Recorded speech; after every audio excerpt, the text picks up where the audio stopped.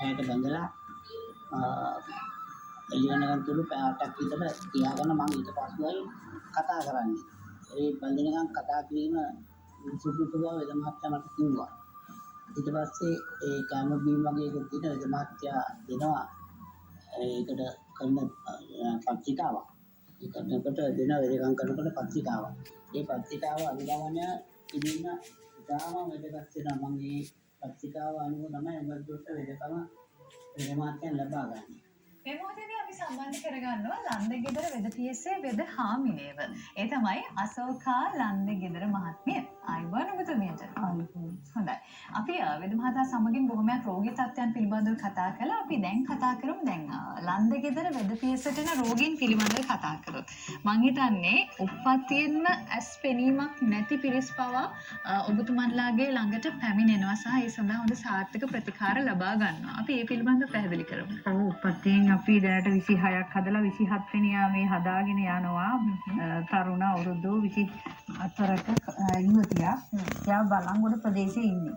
එයාට දැනට පහන් දැල්ල විතරයි පෙනෙන්නේ. ඉතින් අපිත් ලොකු බලාපොරොත්තුකින් ඉන්නවා. ඒගොල්ලෝ ලොකු බලාපොරොත්තුකින් ඉන්නවා. හරි බලමු මේ මම මානින්ගම වැල්මිල්ල මානින්ගම කියන ගමේ මේ තියෙන මගේ නිවසට ඔබතුමා මේ මගේ නිවසේ අද රූපවාහිනියේ මම මේ වැඩසටහන දැක්කා. මගේ තියෙනවා මේ ඇස්වල මේ ඇහි නිකන් නහරයක් තියෙනවා කියන ගතිය තියෙනවා. ඒ අනුව මම මේ කණ්ණාඩි දානවා. සාමාන්‍යයෙන් මට පොඩි ඇස් පේන්නේ නැහැ. මේ පොඩි මේ අකුරු පේන්නේ නැහැ. ඈත අපහැදිලි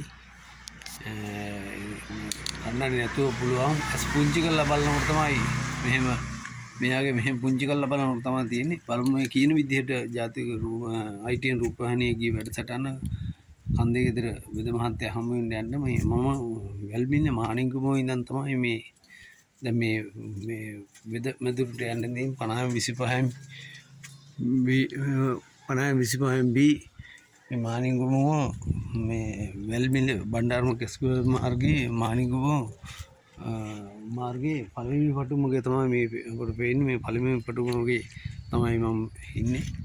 බලමු මේ කීප විදිහට මේ කොහොමද තත්ත්වය කියලා මේ ඇස්වලට මේ ප්‍රතිකාර කොහොමද කියලා මේ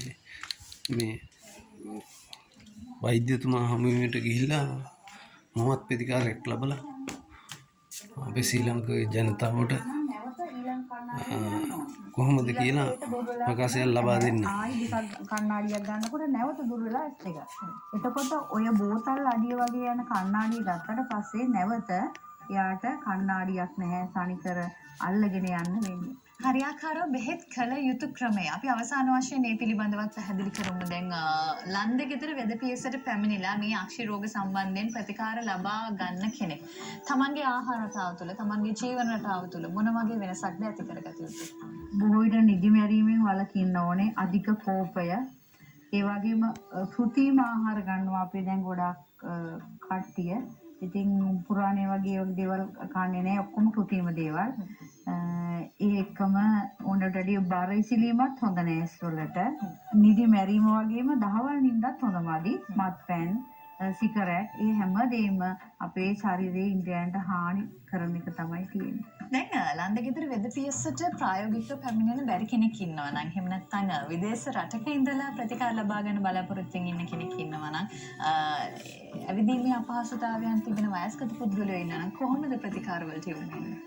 විදේශ රටවල නම් අපිට ඇවිල්ලා බෙහෙත් අරගෙන යනවා. අධිශීතකරණයේ ගබඩා කරන්න මේ ළඟදී ඇමරිකාවට අරන් ගිය අවුරුදු 1මාරකට ඖෂධ. ඉතින් ඒ වගේ කාලයක් අපේ බෙහෙත් ඖෂධය තබා ගන්න පුළුවන්. එහෙම නැතිනම් ඇවිදින්න බැරි කකුල් දෙකම කපපු අය ඉන්නවා. ඒ වගේම දියවැඩියාව හැදිලා කකුල් දෙකම කපලා ඒ වගේම වකුගඩු